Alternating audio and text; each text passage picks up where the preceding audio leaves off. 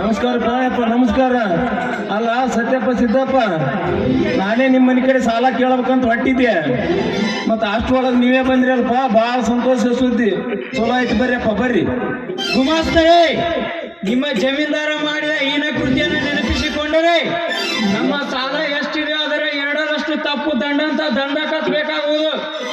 ಅಂದ್ಮ್ಯಾಗ ನಿಮ್ಮ ಖಾತೆಯೊಳಗಿರುವಂತ ನಮ್ಮ ಸಾಲಕ್ಕ ಕಪ್ಪು ಏರಿ ಹಾಕಿ ರದ್ದು ಮಾಡಿಬಿಡಿ. ನಾ ಹೇಳಕತ್ತೀನಿ ಇಷ್ಟೇ.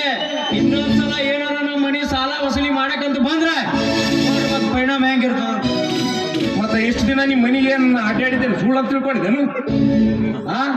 ಬರೋತ್ನಾಗ ಎಷ್ಟು 500 ರೂಪಾಯಿ ಬಂಡ ನಮ್ಮ ದಣಿಯರು ಹೋಗಿ ನಾಯಿ ಬ್ಯಾಂಕ್ನಾಗ ಹೋಗಿ ರೊಕ್ಕ ತಂದು ಕೊಡ್ರಲ್ಲ ಅಪ್ಪ, ಗೊತ್ತಿಲ್ಲ ನಾವು ಹೇಳ್ಬೇಕಿಲ್ಲ. ಏನೋ ಸ್ವಲ್ಪ ಬುದ್ಧಿಗಿದ್ದು ಎಲ್ಲಾರ ಇಟ್ರಿ ನೀವು? ಹುಚ್ಚು ಬಾಯಿಲಿ ಹೆಚ್ಚು ಮಾತಾಡಿದ್ರೆ ಹಲ್ಲು ಹುಚ್ಚ ಮಾಡ್ತೀನಿ. ಹುಚ್ಚು ನನ್ನ ಮಗನೇ, ಯಾಕ ಬಾಳ ಕಿಸ್ ಕಿಸ್ ಮಾತಾಡ್ತಲ್ಲ? ಯಾಕ ಎಂತ ಗುಮ್ಮಸ್ಗಿರಿ ಮಾಡ್ಲಾಕೈತಪ್ಪ ಯಪ್ಪ ನಾನು. ಹಂಗೆಲ್ಲ ಮಾತಾಡ್ಬೇಡ್ರಪ್ಪ ಯಪ್ಪ.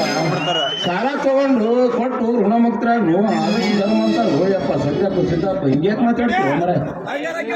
ಏ ಗುಮಾಸ್ತ, ಒಂದು ವೇಳೆ ಏನಾರ ಹೆಚ್ಚು ಕಮ್ಮಿ ಗುಂಡಾಗಿರಿ ಮಾಡಿದ ನೋಡ್ ಮಗನ.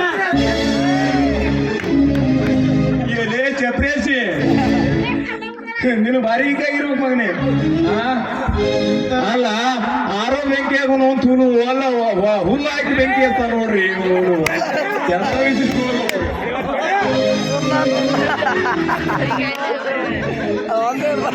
ಅವ ಹುಲ್ಲು ಹಾಕಿದ್ರು ಬೆಂಕಿ ಹಚ್ಚೋರಲ್ಲ ನಾವು. ಬರ್ತೀನಿ ಮಗನ, ಉಳ್ಕೊಂಡಿನಿ.